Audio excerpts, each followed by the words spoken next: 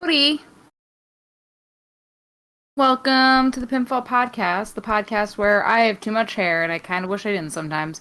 I'm your host, Liz, and I'm joined as always by my co-host, Marcus.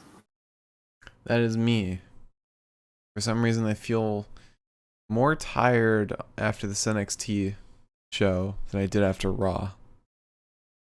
Because all of our energy went into actually enjoying the show, I think.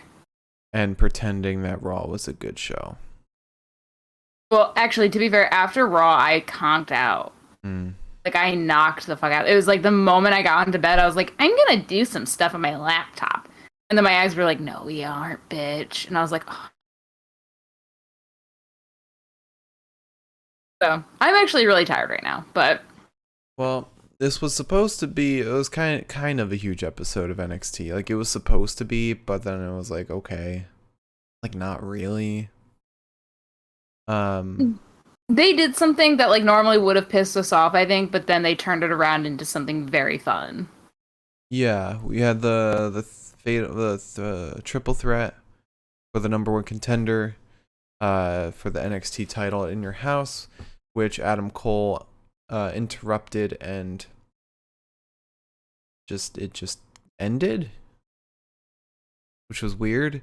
But then Karrion announced that he wants a fatal five-way for the title at In Your House with him, Adam Cole, Kyle O'Reilly, Johnny Gargano, and Pete Dunne. That's going to be fucking amazing. We then had MSK defending their titles against Legado and retaining. To the shock of me, I thought they were going to give it to Legado. Legado fucking deserves it. But it looks like they're going to give it to GYV. And also, you notice the crowd hates MSK. I feel so sad about that. MSK deserves so much more. There's no reason for the crowd to hate them. They love Legado, they love Adam Cole, they hate MSK. And like normally I feel like I've got like a pretty good gauge of like normally I hate the same wrestlers that most people hate except for like a select few. Mm-hmm. And like MSK doesn't do that to me. Like I love MSK.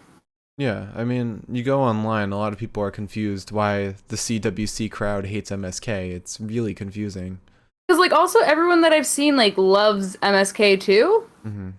So I'm just like, did you guys just get the select few in Florida that like fucking hate them? I mean, we all do live in our bubbles, but also normally a little thing here or there seeps into that bubble, but I have not seen a single thing against MSK. Yeah. But aside from that, Kushida defended his title in an open challenge against Carmelo Hayes, formerly Christian Casanova. That was pretty big. Let's see what else happened. Is that really it? And like big stuff that happened in the episode? I'm still confused about the Ember Moon thing. Ember Moon called out Raquel. What did Raquel do to Shotzi? Oh, okay, I remember now. Remember the tag match? Yeah. Raquel fucking destroyed Shotzi. I do recall.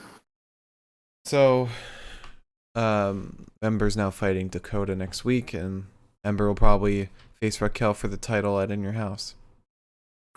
You think so? Oh yeah. Oh yeah. That's gonna be a great pay-per-view match. A veteran versus fucking Raquel Gonzalez. Versus Youngblood. Yeah. Pardon Raquel's me. never losing that title. She's gonna have a fucking Bruno Sammartino run with that. No one's taking it away. I mean,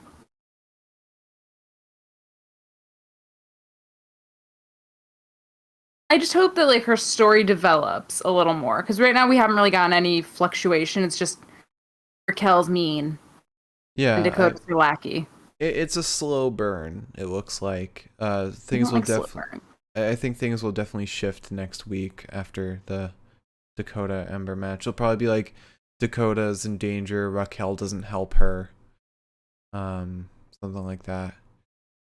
I think it looks like the only one who can like even stand up to Raquel is like Indy. Indy's the only one physically who looks physically capable of beating Raquel. Maybe Zoe Stark.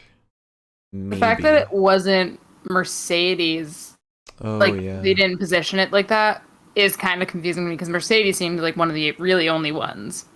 Yeah, like Raquel kind of solidified herself when she beat like the other biggest woman in NXT, and then the other biggest woman in Rhea. And she will soon beat a veteran in Ember Moon. It's like there's nobody who's gonna stop her, unless like fucking Tamina comes down to NXT or Nia Jax or somebody. Anyway, we've got news. Liz, would you like to go into the news? Yes, let me pull it up. All right, so let's talk about some non-WWE news for starters. First things first. For anybody wondering, AEW signed Mark Henry for a multi-year contract. So Mark Henry is gonna be there a while. Okay. I wonder if he's gonna wrestle at all. I don't know. It's possible. He's in shape. Yeah. And then in other non-WWE news, one that I'm actually really excited about is Kylie Rae. Now, not Kaylee Ray, but Kylie Ray, the one that was in Impact and vanished off the face of the earth one day and basically said, I've got to get my life together. Shit's falling apart and I just don't want to wrestle anymore. She has been announced in the full lineup for NWA's When Our Shadows Fall pay-per-view. Ray is teaming up with Taryn Terrell, which is not a name I have heard in a very long time, and maybe it's just because I'm not like within the circle anymore, but Taryn Terrell of Drew McIntyre ex-wife fame. Oh. Yeah. The one that like beat him up outside of a hotel once and then Drew got fired. Huh. Well, you know. Yeah. Interesting. I don't remember like I'm kind of annoying, so I've definitely like looked her up a couple of times over the course of like the last year. And I didn't hear anything about her wrestling anytime recently. So that's kind of surprising. So it's going to be Kylie Rae and Taryn Terrell versus Thunder Rose and Melina. So. Sounds interesting. It's nice to see that Kylie Rae is back and wrestling. I don't remember the last time that she announced her retirement in 2020. And she's now returning. So good for her. Okay. WWE news. Not a ton of it, but enough. First things first. Let me pull it up. Sorry. Vince McMahon. Now, Mark, I know you know something about this as well. Vince McMahon has ordered all, or most, if not all, to do all WWE wrestlers to do extra training going forward before they go out on the road. Right. It was definitely a little edict from Vince McMahon. Yeah, they're gonna be taking part in workouts. I've got the article right here. Begin as early as next week, with talents taking part in drills, maybe even matches, in order to make sure that their ring work is sharper. Probably something. Probably one reason Keith Lee has been missing. They're gonna take place on days talents aren't booked for TV tapings. Let's see. They want to make sure they get their timing and ring work back to normal after over a year of working once a week, and that to the average person watching, there may not have been any noticeable changes, but among talents who know better from being inside the ring, there were quite a few who felt their timing had been a little off for some time.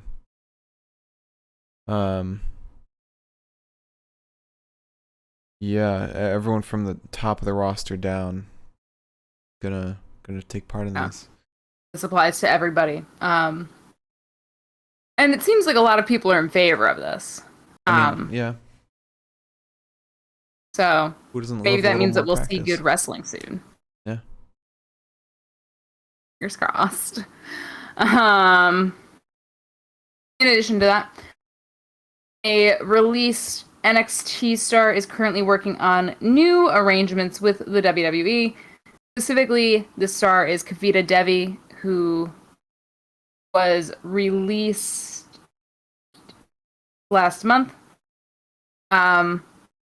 Apparently, her release was sort of not a release.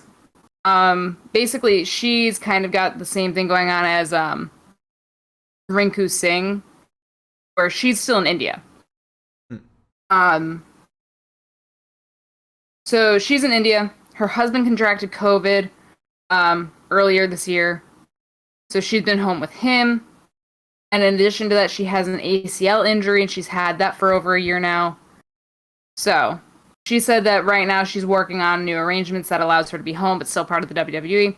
And some people are saying that might be like a Kairi Sane kind of something or other, where she's kind of an ambassador, which they would need, it seems, over in India right now. So, good for her. I mean, should not be released. Yeah. Seems to be in the minority on that one for the WWE right now. Yeah. Also from Sean Ross Sapp, apparently there's going to be some big news tomorrow. I don't like that.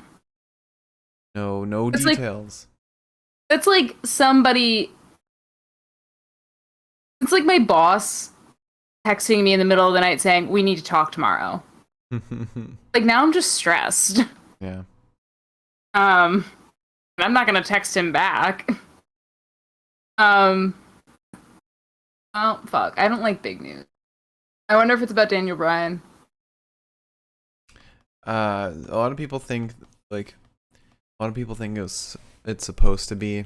John Alba was saying that there was going to be something big at NXT today, and everyone was thinking, "Oh, Daniel Bryan on NXT." It was just Carmelo Hayes. Listen, Carmelo Hayes is a big thing. Well, he said it's a big thing because he's good friends with Carmelo Hayes. Oh, well, okay. But still. Yeah. But hopefully the big news tomorrow isn't anything bad. It's not like everyone's fired. The WWE is dissolving, which honestly, then we just become an AEW podcast, no big deal. Yeah, honestly. The Pinfall podcast can stand for literally anything in terms of wrestling. See Roman on AEW. Stop, okay? That might be cool. I would wonder about that. Like, if WWE dissolved and like talent had to go elsewhere, who wouldn't make it to AEW? Like, who wouldn't make the cut? Well, probably a lot of people, because I don't think AEW would be taking in as many people right now because their roster is so full. Yeah, like definitely 100% Roman. Roman and the Usos would be in it. They would want Roman. And I think, isn't one of the Usos, like one of the non-WWE Usos in AEW? I don't think he's AEW. I think he's elsewhere. Is his name Jonathan Fatu or something? Fatu. Well, let's see, Fatu family. Um, Joseph Fatu? Yeah. Don't know. Doesn't look like he's anywhere. Yeah, I don't think. Oh wait, yeah, he's a Sefa Fatu. He's in AEW, yeah. Yeah. He went over there months ago. Drew McIntyre absolutely would go to AEW. Randy at AEW would be fucking amazing. Reunited with Christian, Mark Henry, Big Show. Oh my God. And they're just like, you followed us. Yeah. I think it'd be fucking awesome. Yeah, like what was it when WCW raided WWF? Oh. Yeah. Wasn't that like the Monday Night Wars? Yeah. Like who else? Finn Balor on AEW. Finn would do well, but I don't know if Finn would do that. You don't think so? No. There's a part of me that doesn't feel like he would go there. I think he'd be a free, like, he'd just float around. Go to New Japan, go to AEW, go to Impact, fucking just wrestle everywhere. Maybe take advantage of like turning brands that the WWE crushed, like ICW, and like the other British wrestling scenes, bring them back. Mm-hmm. Because WWE kind of ate those up and spit them out. And you know what? I don't think Karrion Kross will make the cut at AEW. Yeah. I like whispering stuff and knowing my microphone didn't pick it up. All right. So, is there more news? There's one more piece. Okay. And it's just a comment on how ridiculous Raw is. And this is a piece of news that you told me about, but I also found, which is that last night, if you were watching Raw and you said, man, that Shelton and Cedric match was really fucking short, there's a reason. It's because that lackluster segment of Ms. TV apparently, well, we think it's Ms. TV. I believe something involving Charlotte Flair. Right. So WrestleTalk states that it was Ms. TV specifically. Ms. TV apparently ran 8 to 10 minutes long, which, when you've got a show like Raw where everything's jam-packed as it is, that's a mess. Yeah. How do you make a non-wrestling segment 8 to 10 minutes longer? How do you accidentally do that? Do you think that if Johnny didn't wear that garlic necklace and didn't have to explain it every single time a new person came out, do you think it would have gone quicker? Maybe that was it. It was the garlic necklace.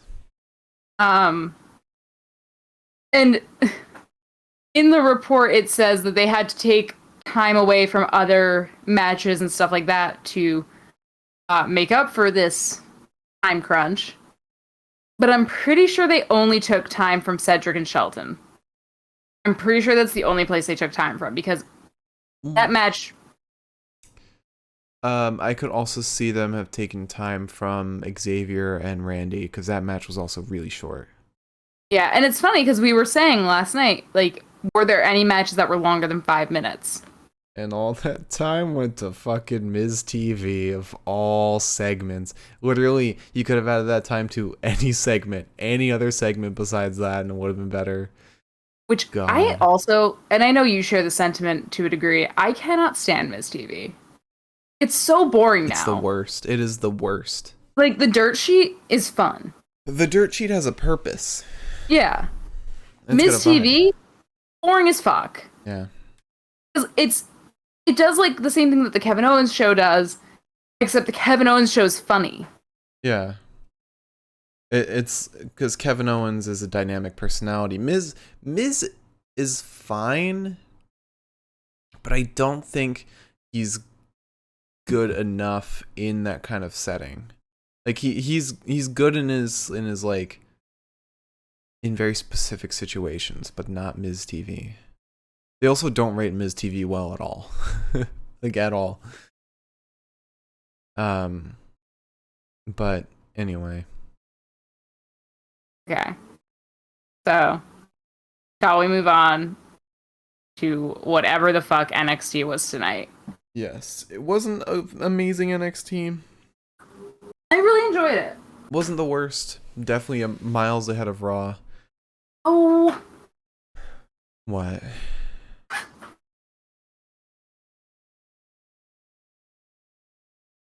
Do you know WWE's touring?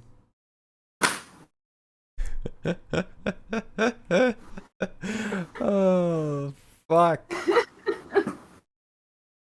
Oh, no. Oh, is this Raw? Funny? Is this Raw? I only make a stink of it because I know you make a stink of it. Oh, I would make a stink of it. Also, happy Pride Month. Yes, it's about to get real gay in here. It is the first day of Pride Month. Mark, because I'm bi, what do you appreciate about me for Pride Month? Be quick. What? Don't put me on the spot like this. What do you appreciate about me? You're good at riding a bike. Happy Pride Month, everybody.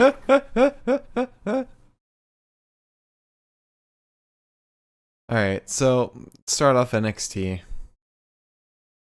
We not even waiting, we jump right into Pete Dunne versus Johnny Gargano versus Kyle O'Reilly, where the winner faces Karrion Kross at NXT TakeOver in Your House.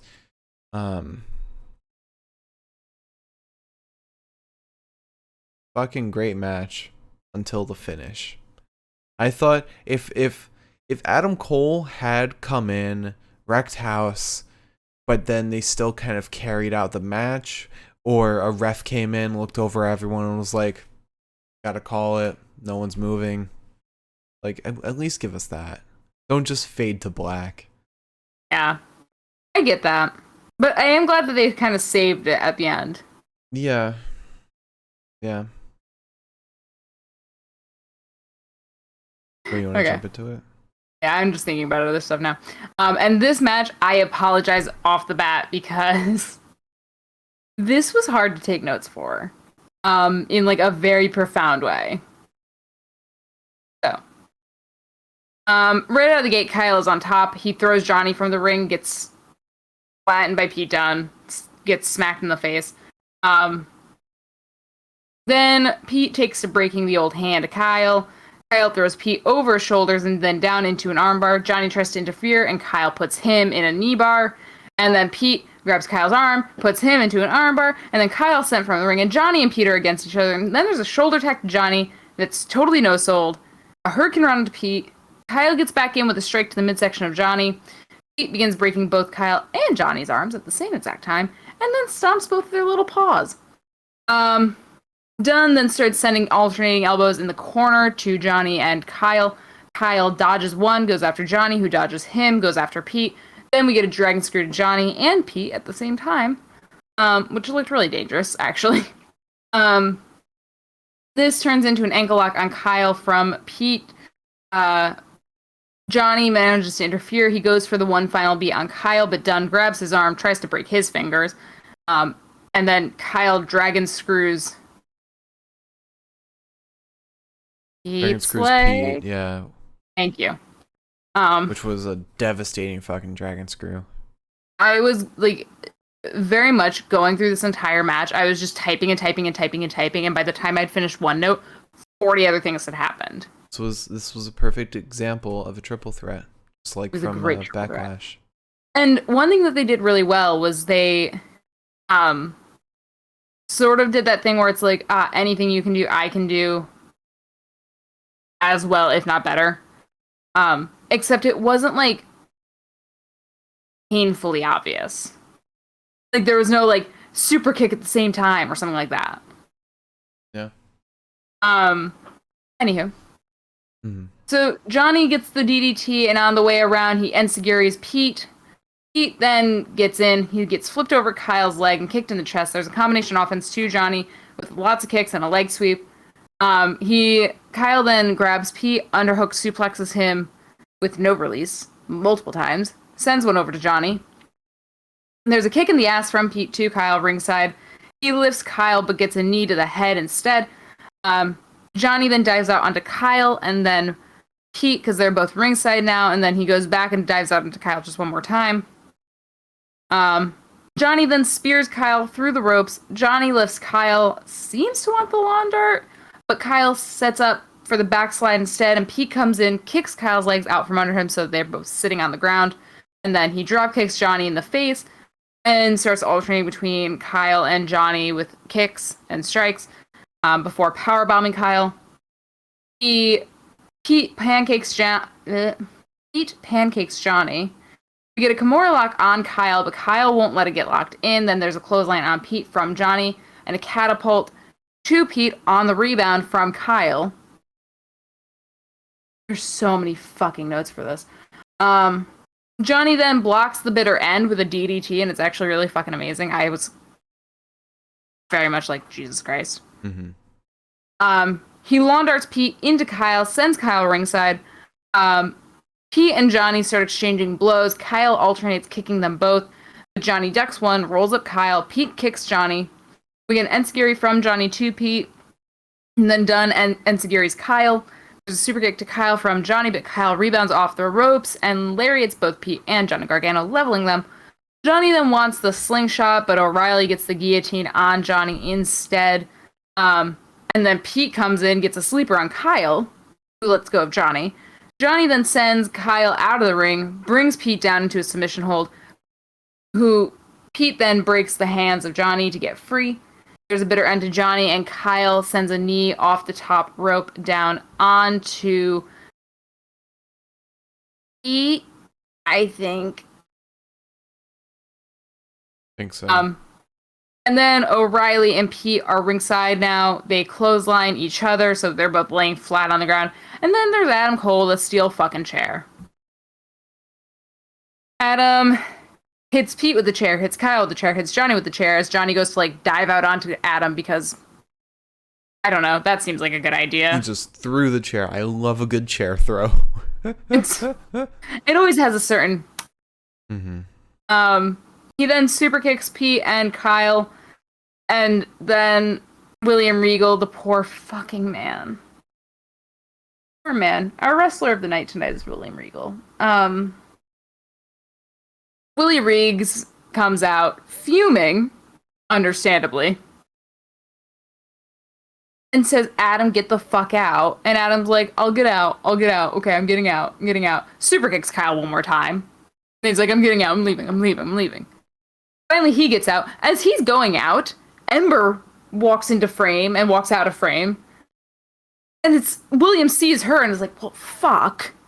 Gets fucking Adam out of the goddamn CWC. And then we move on to the next promo, because there is no finish to this match. Also, Adam attacked the referee too, so the referee is conked. Yeah. It's just... It was a whopper. Ember Moon's in the ring. She's calling out Raquel. She's mad as hell, and she's not going to take it anymore.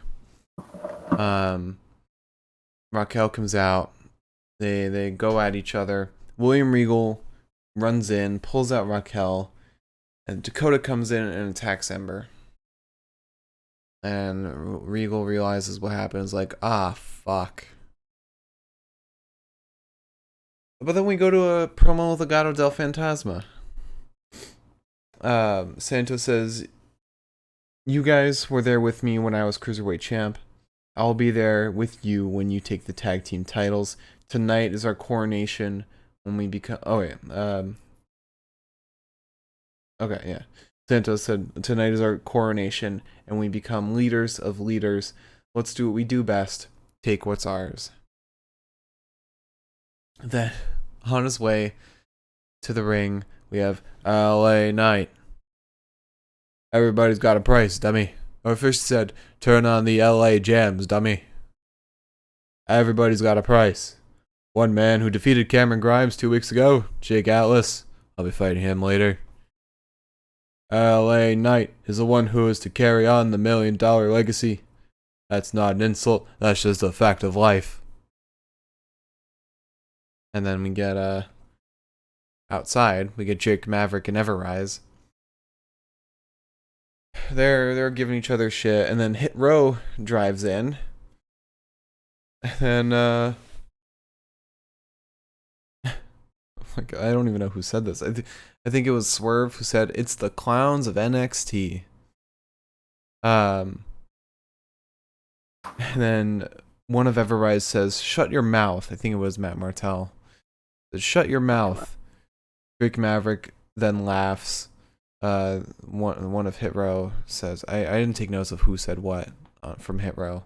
And they said, "What's so funny?" I think Swerve asked, "What's so funny?" Drake said, "You called me a clown." Meanwhile, you need a dentist. Killian then comes in, gets in Swerve's face. He said, "If you have a problem with him, you have a problem with me." Swerve said, "Check your little homie. You're both about to wind up on the hit list. You don't want to be on the hit list." Interesting, very interesting stuff. Great stuff. Like, it's great that they're giving Killian and Drake more, giving them a feud. That's not for the title. This will be a good way for Hit Row to kind of move up in the ranks. Then we had LA Knight versus Jake Atlas. Liz? Alright. Atlas rolls up Knight, who then punches Atlas. There's an arm drag and a springboard DDT to LA. And then an abdominal stretch on Knight and a few elbows to the shoulders. We then get a chop and an arm drag on Knight. Knight goes up and over Atlas off the ropes, nearly kicks Atlas in the face, who counters with a kick under the jaw instead.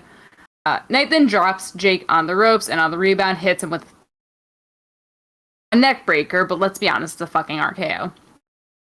And then Teddy DiBiase comes out. Atlas rolls up a distracted Knight. It looks like it's over there, but it's not. Knight instead gets up, gets out, body slams Atlas, punches Jake in the face, starts grinding on him against the ropes. Or grinding Atlas into the ropes. That sounds a lot better than grinding on him. You know. Happy Pride Month. There's a kick to the ribs of Atlas and a knee to the face of Atlas from Knight, as well as a flying springboard shoulder tackle. Atlas goes for a suplex, but LA lands on his feet, pulls a neckbreaker off on Atlas. There's a crossbody then onto Knight. Knight sends Jake from the ring. Atlas is nearly counted out. Very nearly. Finally rolls back in, gets an elbow to the back of the neck. Jake then punches Knight as he jumps off the top buckle. We get a jawbreaker and a short arm clothesline to Knight, and a knee strike to Knight, and a huge vertical suplex. At this point, Cameron Grimes is out, just chatting Ted up for some reason. So then Atlas lifts Knight, but he wiggles free. Atlas gets him again, throws him down into a Death Valley driver, then moonsaults out onto him. Atlas then goes up, and Knight punches him in the face. Let me try that again. Atlas goes up. Knight follows him. Atlas punches Knight in the face, sending him down. But then LA Knight does that fucking thing that drives me insane, where he goes from the ring and jumps up to the top fucking rope.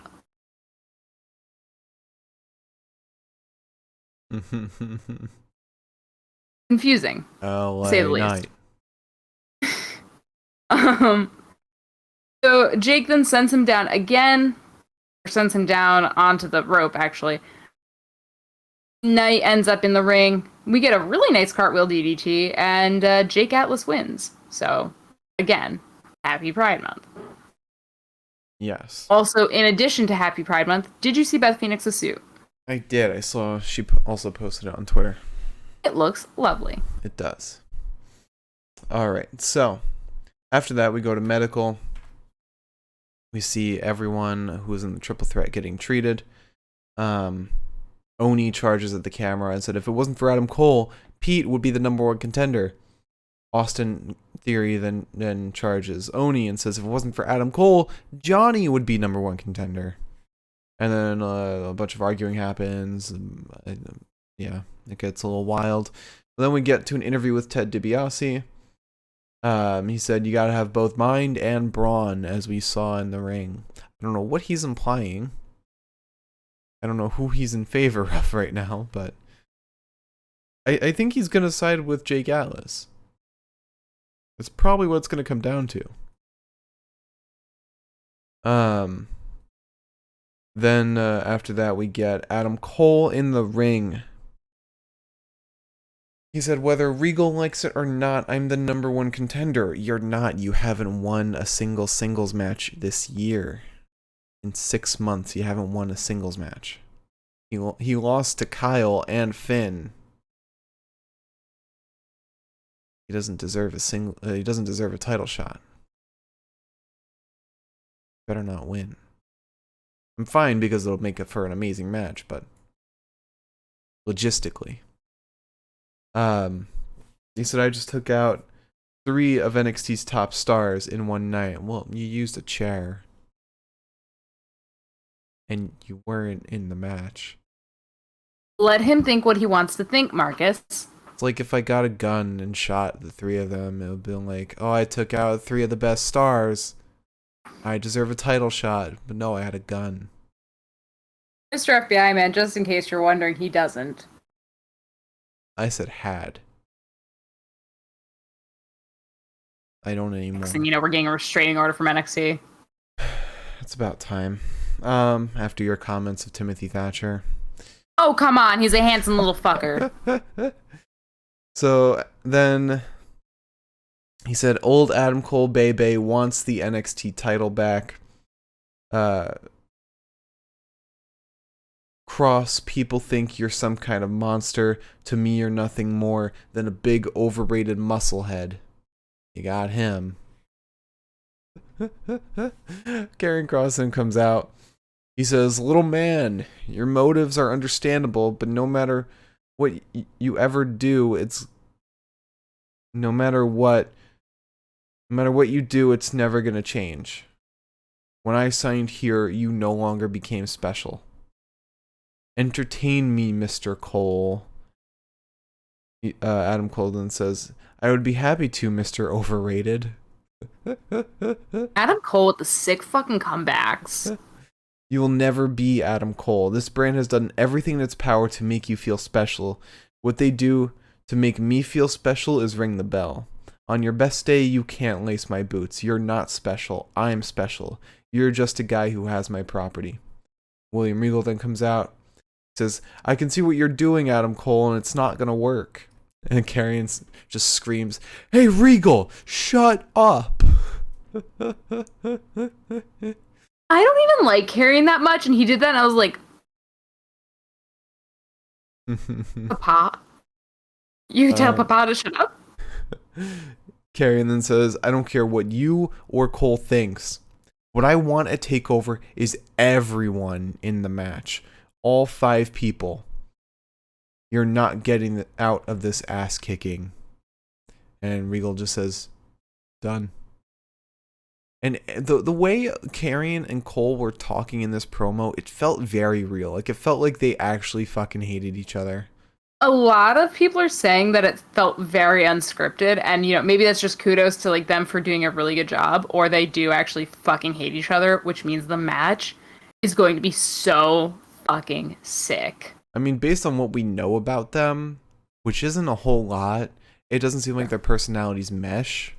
So they might not like each other, or they're both just great mic performers, which would be weird because Karrion's never shown that before.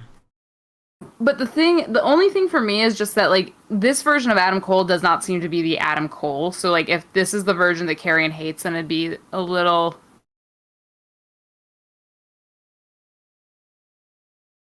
Do you understand what I'm saying? No. It wouldn't make as much sense because, Karrion clearly hates this version of Adam Cole, which is fair. Mm-hmm.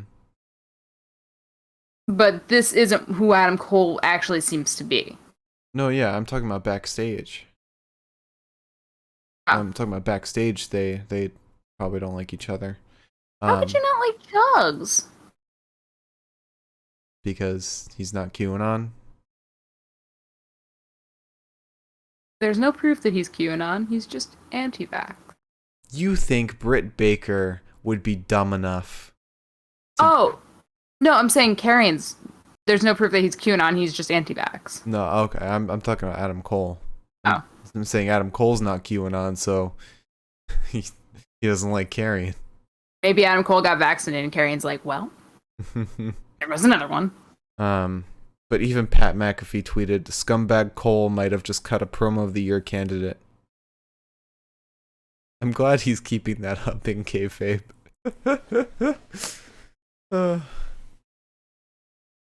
Bless his soul. Yeah. I am so excited for the Fatal 5-Way at TakeOver. Never seen one.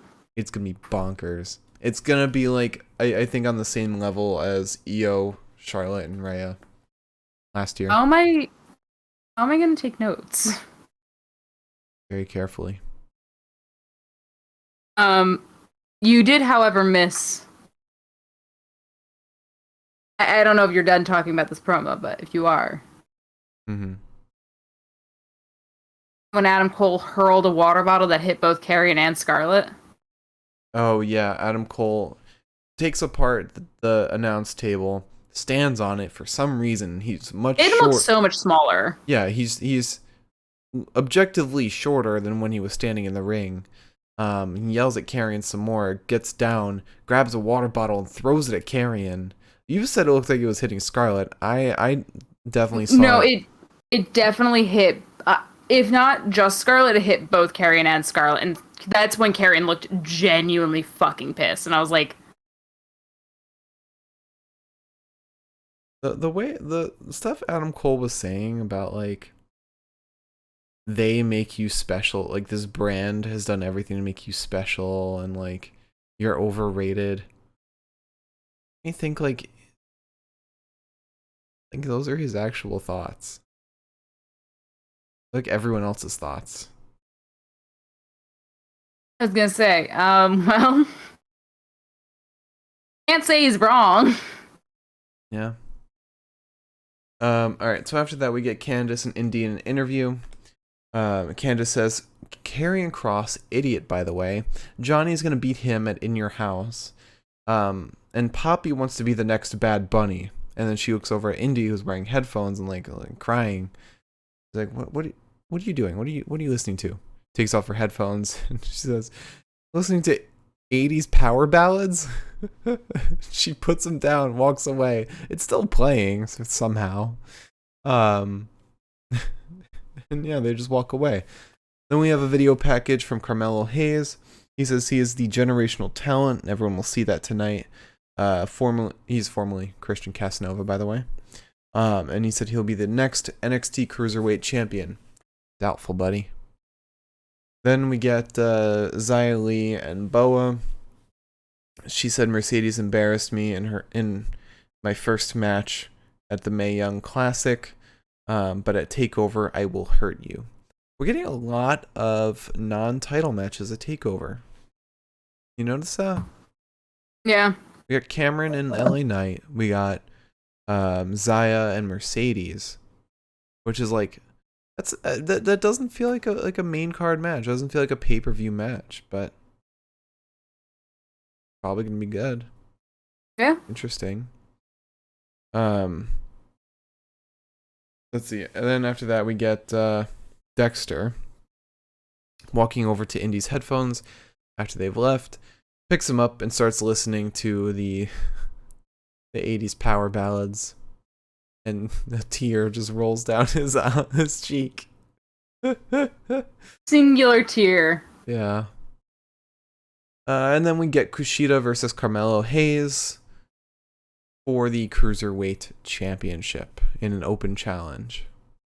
Can I just say? There's only so many more times that I can say, oh, Tyler Rust is going to come out for this one. With him not doing so before I combust. Liz, you know why they're not putting Tyler Rust on TV? Why?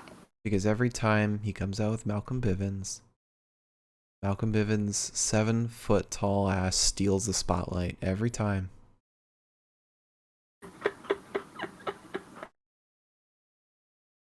You're laughing, but it's true. How can you not?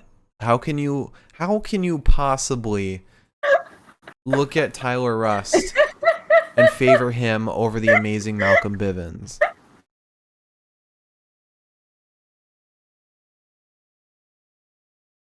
The Malcolm Bivens who wished Liz a happy birthday. By proxy, that means Tyler Rust wished me a happy birthday. That's how I'm going to think about it. That's not what that means. Not what that means. Maybe Malcolm Bivens is still in New York. I mean, he lives in New York. Does he live in New York, or does he... He lives in, I think he lives in Brooklyn? No, he lives in Harlem. Duly noted. At least he's from Harlem, and he's posted in New York City a lot. So he probably visits frequently. Whatever. Anyways. Yeah. You want to start the match? I have acid reflux. Okay. What does that have to do with the match? It means that my throat feels weird. But anyways, so Mr. Hayes rolls up Kushida immediately. Hayes goes up and over Kushida, landing on his knees landing his knees on Kushida's shoulder before, like, making it over, which was really just incredible. He then gets a headlock on Kushida and a super kick to the stomach of Kushida, as well as an arm drag, and then another one, and then a drop kick. Crazy offense. There's a headlock on Hayes, and then a back elbow to the face of Hayes. Then we get a kick to the back of the neck of Kushida and a leg drop to the throat. Kushida lifts Carmelo to the apron and then sends him all the way back into the barricade. We get a knee off the apron right to the shoulder of Hayes. Kushida then...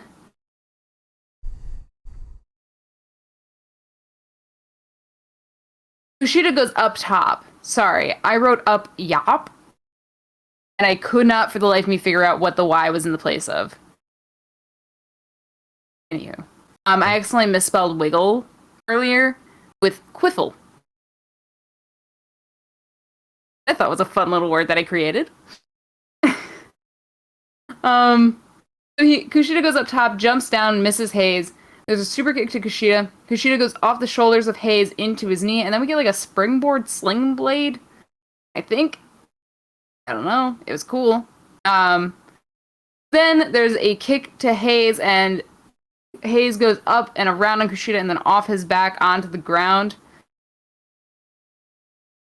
It was really confusing. It was similar to like Toni Storm's over the shoulder backbreaker that she did last week, but not quite. Instead, after that, we get a hip toss and a cartwheel and a drop kick and a big right hand, all from Kushida to Hayes. Kushida wants the hoverboard, but Carmelo blocks. He goes off the ropes in a springboard right into a fist from Kushida, and then Kushida gets the hoverboard locked in, and Hayes taps. Yeah. Amazing match put on by these two. Yeah. And Carmelo's got a lot of that in-ring charisma where he can like show off his persona in the match.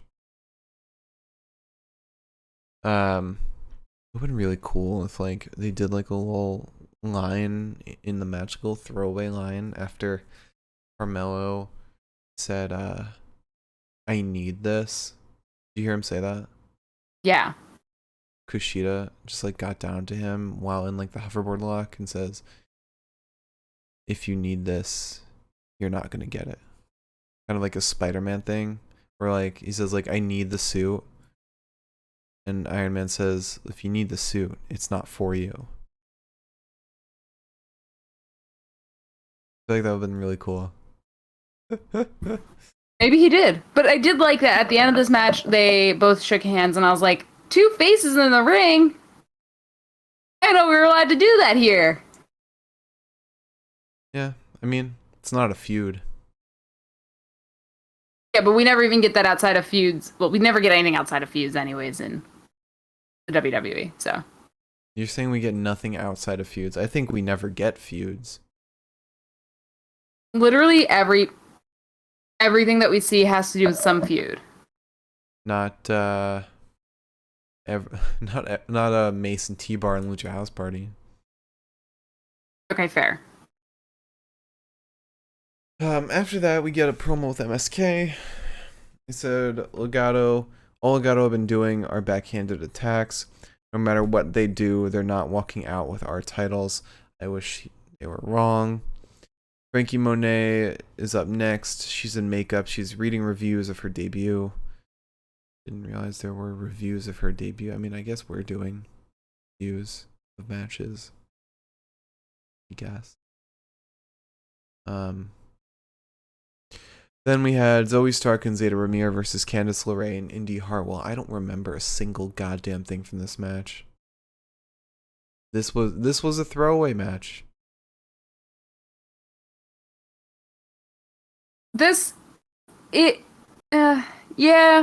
Yeah, it was confusing. But anyways.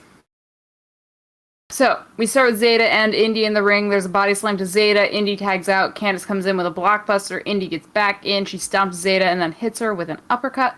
There's a boot to the face of Zeta. Candace gets in. She gets a headlock before slamming Zeta down. Zeta kicks from the cover, but is tossed right back into a headlock from Candace. Indy gets in, stomps on Zeta a little bit, gets an elbow drop. And there's a drop kick to the head of Indy, and this gets Candace LeRae and Zoe Stark in together. No, it doesn't. Almost got her in. There's a drop kick to the head of Indy. Candace LeRae comes in. Candace elbows Zoe off the apron, but Zeta breaks free, tags Zoe in, and now we've got Candace and Zoe in the ring together. I take notes for a reason. So there's an enziguri to Candace. Zeta gets back in.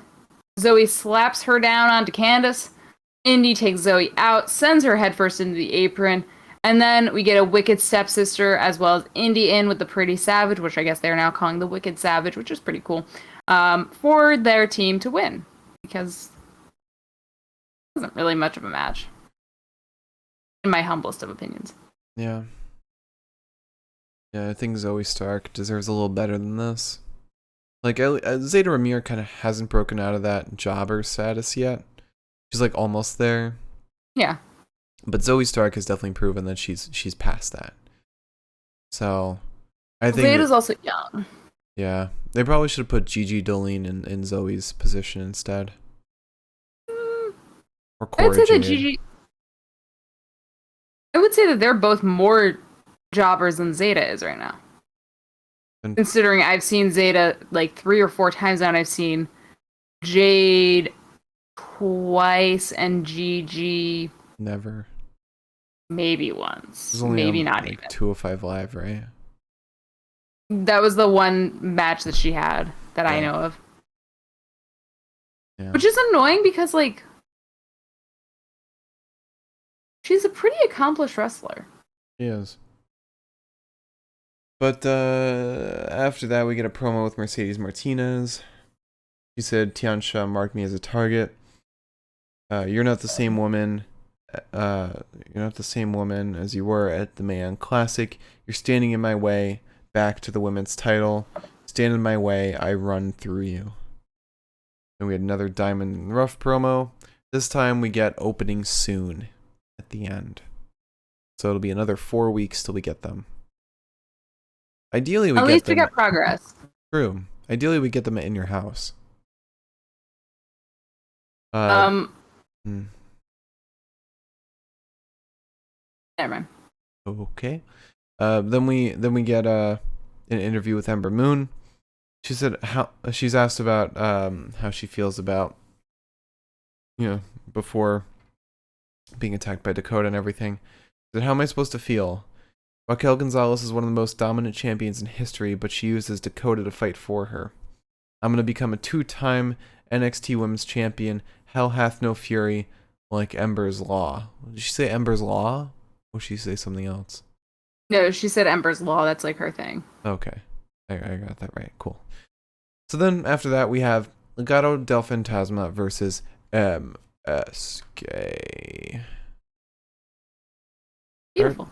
After this match, like I'm starting to get the MSK hate, but like not quite. I'm like getting tired of them. I don't boo them. I'm not tired of them. They're having fun. They're doing good. They're a really good tag team. And okay. I'm not tired of them. I'm tired of how protected they are. Okay, that's fair. I think that they should have a match that's not for the tag title where they get their asses kicked. Yeah, they need. And then maybe they lose the tag titles. Well, didn't they have a match with Kushida where they fought Legado? And they lost? Yeah. But that was due to interference, wasn't it? I have no clue. I was watching I think in a hotel GYV room. came out. Yeah. God. I don't know. I wish Legado just gotten the titles today. So Raul Mendoza's wearing a mask now because he broke his little fucking nose. Get in line, buddy. So is everyone else. And I somehow forgot Joaquin Wilde's name going into this match. And I think it's because you forgot Raul Mendoza's name. So then I forgot Joaquin's name because I was like, I had your guesses for Raul's name in my head. So I started this by saying tall guy versus Wes. Because that's the only way I was going to figure it out, and I didn't have time to figure it out. So there's a big body slam to Wilde. They're just dodging each other until there's a side headlock on Wilde. Wilde slams Wes backwards. Nash gets in. Wilde dodges the seated senton from Nash, flips Wes over his arm. Mendoza gets in, starts stomping on Nash. There's a boot to the side of the head of Carter. Wilde gets back in. There's team back elbows to Carter, and then Mendoza flapjacks Wilde onto Nash. We get a sliding crossbody to Nash and a jawbreaker on Wilde. Wes gets in. There's kicks to the midsection of Wilde from Wes and a double stomp to the back of Wilde from Nash. Nash then gets sent into the buckles by Wilde. There's a handspring boot to the head of Wilde from Wes. And then GYV comes out, and they're rolling up their sleeves like they're about to get involved in some shit.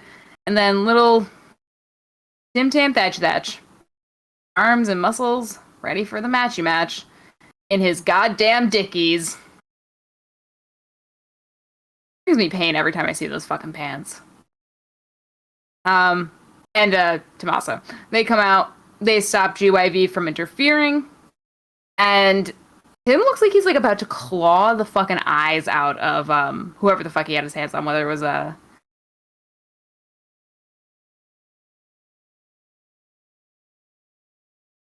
What? James Drake. Wow.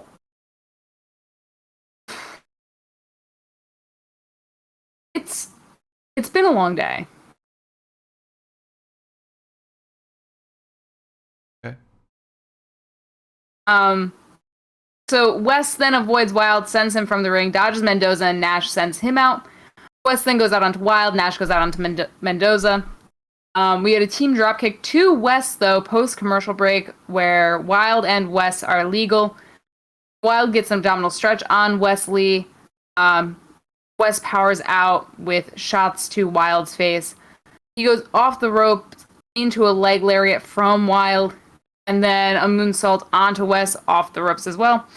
Mendoza gets in. There's a boot to the throat of Wes in the corner. He wants the powerbomb, but Wesley brings him down into a DDT, gets Nash in. Wilde gets in. There's punches and kicks and jumping and Seguri all to Wilde. There's a knee strike to Wilde in the corner, and then Nash super kicks Mendoza, and then kicks Wilde. Wesley gets in. There's an assisted moonsault onto Wilde. He still kicks out of the cover. Mendoza gets in. Wes starts attacking Wilde, punches him in the back of the neck, flips Wilde over his shoulders. There's a big drop kick to Wes from Mendoza off the top rope. And then their fun game, Mendoza and Wilde's fun little quick tag game where they alternates splashing Wesley in the corner. And then Mendoza's finally the legal man. He powerbombs Wes. And then kicks him so hard that Wes goes out of the ring. And Santos says, ahaha, my turn. Tosses Wesley into the stairs while the ref is distracted. And then, out of goddamn nowhere, Bronson Reed just pancakes Santos into the barricade. Walks away like, I have just achieved the pinnacle of success here. At this point, Mendoza is distracted.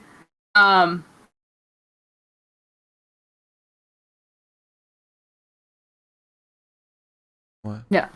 I messed up a note. There's a kick to the face, though, and a legal wild holds Wes while Mendoza executes. Then Bronson comes in, attacks Santos. Mendoza is distracted by this. Nash drop kicks him. There's an assisted blockbuster to Wild from Wesley or MSK to retain.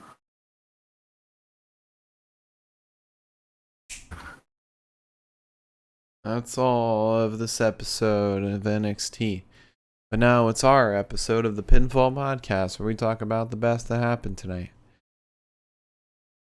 Yeehaw. Yeehaw, cowpoke.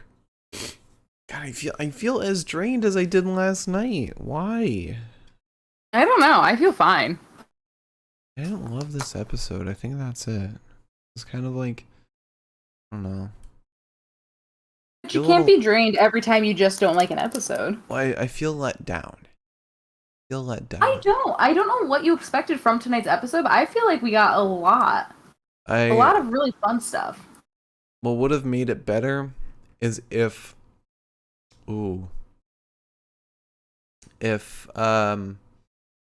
Kyle Reilly won the triple threat, Adam Cole came out and beat the shit out of him. Or Adam Cole came out, beat the shit out of everyone. Kyle still like gets up and manages to pin someone.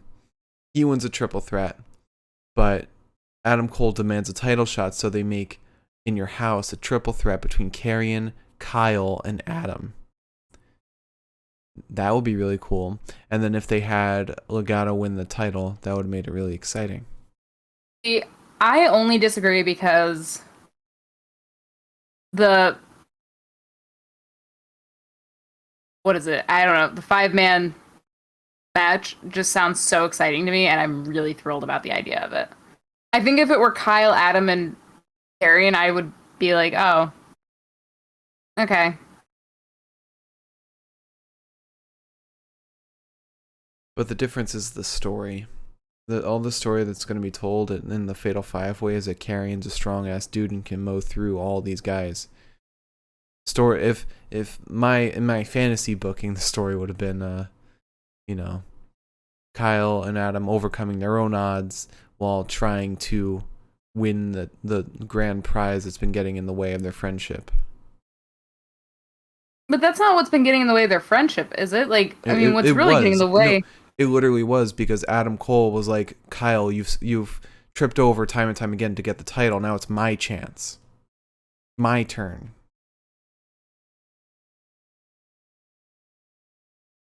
I don't know. I'm not mad about this episode. I really liked it. I'm not mad about it. I feel a tiny bit let down. It could have been better. I'll say it that way. It could have been better. So, best of the night. Promo of the night. I don't even think we need to talk about it, because there's only one choice for promo of the night, but I'll still go through it. We had Ember Moon calling out Raquel. That was fine. A little, like, it was very dramatic for how short it was. Then we had Legado's promo. That was fine. LA Knight in the ring. That's fine. It was a little weird because I didn't feel like he said anything. That was alright. Drake Maverick and Everrise encountering Hit Row. Really cool to see a new feud opening up. Good stuff there. Then we had what happened in Medical with Oni and Austin. Can't wait for that match next week. Then we had an interview with Ted DiBiase. I didn't understand that. Then we had Adam Cole in the ring. This was a fucking amazing promo between Cole and Karrion. Just two guys who felt very real and raw. Amazing promo. Then we had Candace and Indy in an interview with the whole headphones and the 80s power ballads. It was funny. It was just nice and funny. The Carmelo Hayes video package was fine. Xia Li was fine. Dexter picking up headphones and crying. That was great. MSK's promo. That was fine. Frankie Monet in makeup reading the reviews. I don't know why that was there. I feel like it served zero purpose. Then we had Mercedes' promo. That was fine. And then Ember Moon's interview. That was really good. Good delivery on her part. But I gotta go with Adam Cole and Karrion. That was fantastic. What could there possibly have been that would be better than that? Sir, I had an itch on my back. Oh. I can't reach. Okay, I thought you made that face because I picked Adam and Karrion. No. Very frustrating, though. I agree with you. Stop yelling at me. Sorry. So, now, wrestler of the night. Start off with Pete Dunne versus Kyle O'Reilly versus Johnny Gargano. I'm going with Johnny. Johnny was fucking awesome. He worked that triple threat like nobody's business. That fucking spinning DDT where he kicked Pete while giving the DDT to Kyle, man, is unlike anything else. Also, like, that kick made like a lot of noise. Mm-hmm. So, not to be the asshole here, but like, to do all that and work in a leg slap? Might have been Pete that gave the leg slap. Maybe. I'm gonna believe that it was Johnny, though, just so I can continue living this fantasy world where Johnny Gargano is just incredible. I mean, he is. That's not a fantasy world. That's the real world. After that, we had LA Knight versus Jake Atlas. I gotta go with Jake Atlas. He gave an incredible performance today. Really showed off his stuff like nobody's business.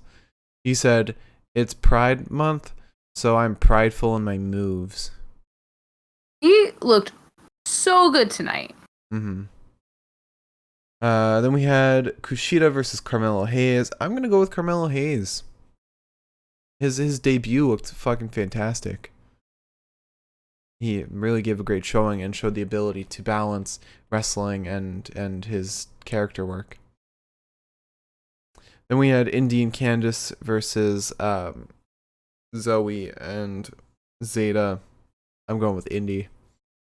Indy has gotten so much better as a wrestler, and she really showed that today. Even if this was just like a jobber match, she is unbelievable. And lastly, we had Legado del Fantasma versus MSK. My pick's Joaquin Wilde, I think. He is so solid. He is really good. His chemistry with Mendoza is like that's its own thing, but like his in-ring work is fucking fantastic. But there can only be one wrestler of the night, and I am gonna go with Johnny Gargano.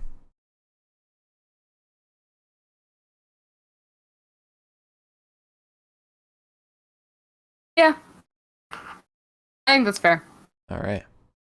Even if he did and everyone else died at the end of that match. I'm still not mad about the match. I'm mad about the ending. I do think that they should have done like at least like a ref coming in and being like, that was these men are broken. That's literally what I said my problem was with the match. No, what I'm saying, but you said that you also think that it should have been a triple threat instead. Well, I think it would have been a better idea because both Pete and Johnny have their own story. But now that they introduce Adam to the mix, Adam and Kyle's stories directly involve the title, so they're the only ones that can't really be separated from that story.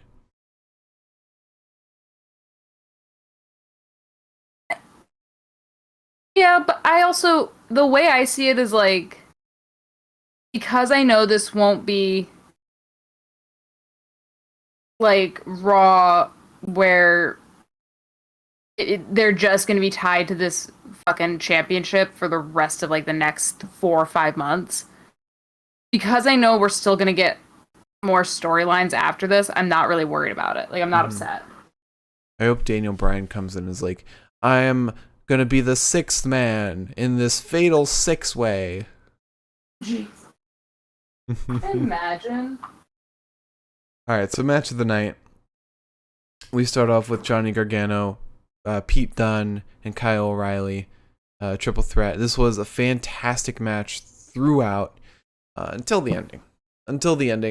Even with Adam Cole's interference, that made sense.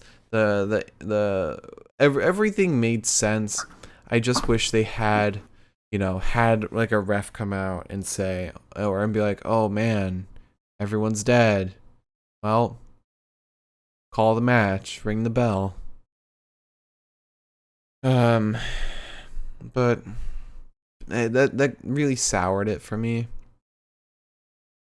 But aside from that, it was still a great match. Then we had Jake Atlas versus LA Knight. Really fun match. But I was a little confused by Cameron and Ted DiBiase on the side. Like, what is DiBiase's game right now? I'm really confused. I think he's just trying to fuck over everyone. I don't know. Just troll. Well, I think there is rumors that they're bringing back the $1 Million Man title. What? Yeah. I've heard that rumor. Oh, no. Oh, no. It could be fun on NXT. Don't get down on it yet. All right. I hope they bring it just so that it's used for like one feud, and that's it. Like the FTW belt, like it just exists. Yeah, I think that's fair. I think that would be fun. Then we had Carmelo Hayes versus Kushida.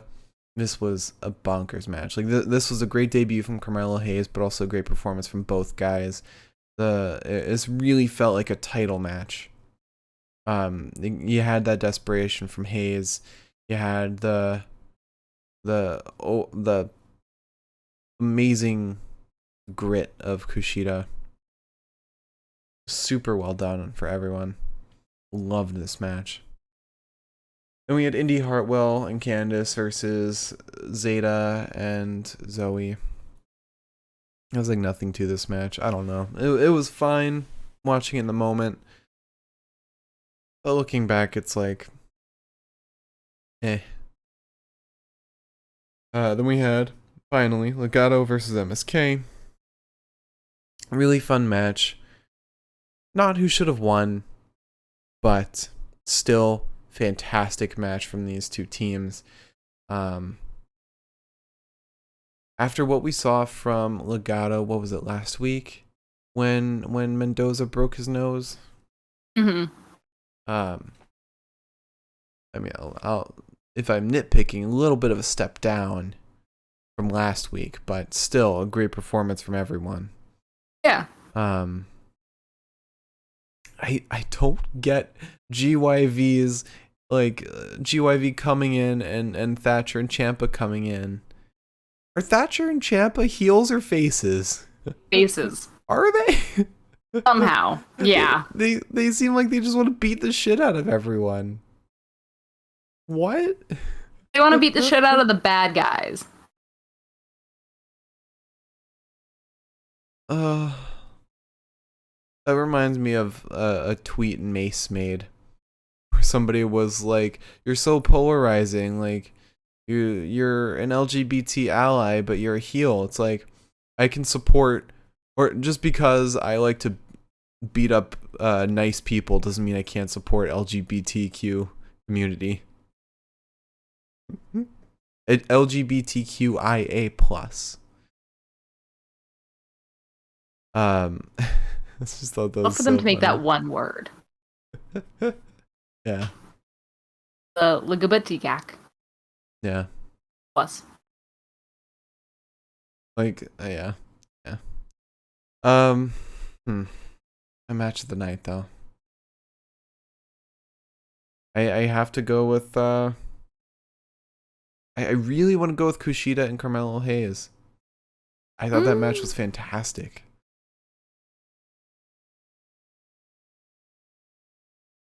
Like, really, really great performance. And just, like, solid wrestling through and through. There was something I didn't like in every match. There was nothing I didn't like in that match. Nothing. Nada. I'm sorry. I really like the triple threat more. Yeah, I really like that fade to black and Ember coming out. Yeah, I can overlook that. I felt the match was so good. Oh. If you'd said the tag team match, I would have gone with you, but I can't go that triple threat. Not after the weird finish. Well, I'm not going with yours. Oh ha. Alright, well, we leave it up to the chat then between Kyle O'Reilly, Johnny Gargano, and Pete Dunne in a triple threat, or Carmelo Hayes versus Kushida for the Cruiserweight title. What do you folks think is the match of the night from NXT? Leave it in the chat. And while the chat deliberates, we have our Q&A segment. So if you've, not only should you leave your pick for match of the night, but also leave a question for our Q&A. We have a question on YouTube. Let's see. My mom said, I know AEW did a cinematic match in front of limited fans, but do you think a cinematic match could work with a full live audience? It's kind of rough, but I'd love to see him continue from time to time. I think so. It's like sitting in a movie theater. What cinematic match do they do in front of a Stadium Stampede? Yeah. Oh wait, there was also a more in terms of a cinematic match. There was Team Taz versus Darby and Sting at Revolution. What was that, in front of a limited number of fans? Yeah, remember Revolution had like a limited capacity. Oh yeah. Okay. Yeah, I definitely think that they can continue to do that, and I think that they should be taking a page out of AEW's book and, making them good. Now, by them, do you mean WWE? Yeah, I think the WWE should take a page out of AEW's book and make the cinematic matches like decent. Yeah. We obviously won't be getting like the Money in the Bank matches as a cinematic match. Like whatever is the main event won't be a cinematic match. It'll be something prior to that. So I don't think we're gonna get any more. We might still get Firefly Funhouse matches. I think if John Cena comes back, they better fucking give me something. You think, Liz? You think they'll care about that?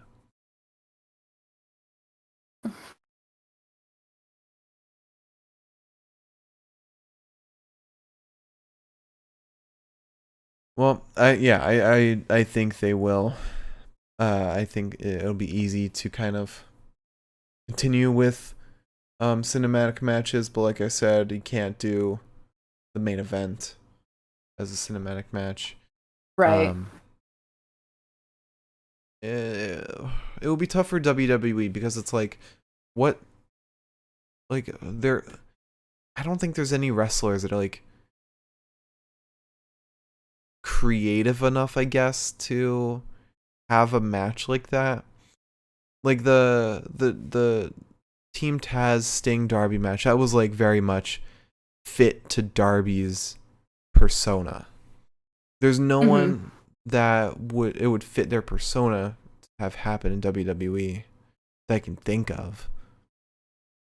Maybe like Mason T-Bar. If Hurt Business was still around, like a fucking mansion match or something. Yeah. Boardroom match.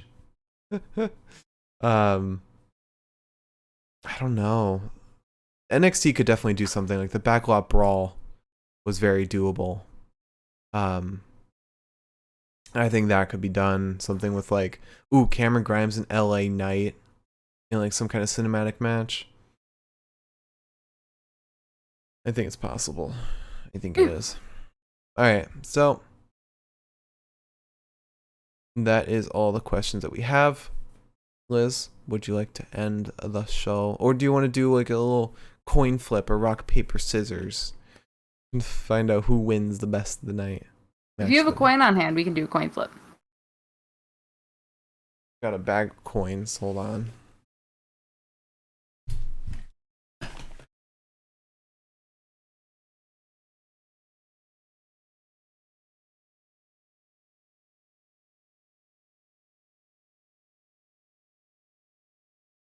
Oh, wait. Okay. So Miriam voted for the triple threat. Thank you, Miriam. The triple threat wins. Got him. Alright.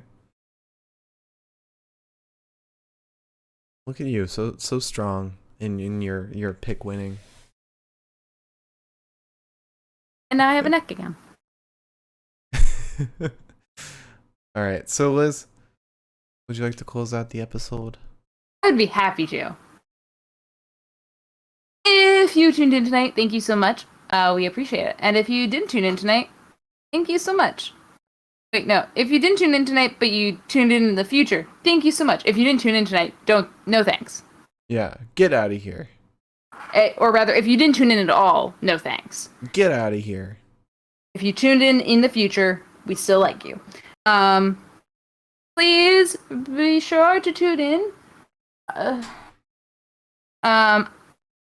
This Friday for SmackDown. Please don't stomp. She just like smacked her foot into the ground. Nice. We will be live talking about SmackDown and about Roman Reigns. Roman Reigns, and maybe by then we will have caught up with SmackDown because we still haven't actually. Heard it wasn't very interesting. Holy shit! What? I forgot about the Yankee game. Guess what happened? The Yankees fucking won. Well, I'll do that more often. But yeah, I guess we'll catch up with SmackDown at some point in the next 2 days, regardless of if it's interesting or not. Maybe we can just watch main event. apparently they haven't followed up on whole Aleister Black Big E thing. Yeah, I saw that Aleister was not there. So maybe we'll be talking about Aleister. I don't fucking know. After Double or Nothing, I feel very jaded about anything main roster. Yeah, that's such a good show. But anyway, thank you all for watching. Hope you all enjoyed. Follow and subscribe. If you subscribe, here's what you get. You not only get access to some great emotes in the chat, you also get access to 2 weeks of our past podcasts without having to wait for them to upload to YouTube. You can get them immediately. And once we get enough subscribers to allow this, I'll be sending out newsletters each week. The top 10 of all the wrestlers in the major promotions. And also weekly show ratings, recommendations on the best show, what to watch, match of the week. And then our Twitter is @Pinfall Podcast. Our YouTube is the Pinfall Podcast. If you want to just go on there and subscribe. I am @the Mark Cameron. Liz is @ElizaElane23. And thank you all so much for watching. We'll see you on Friday. Until then, have a fantastic week. Have a great night as well.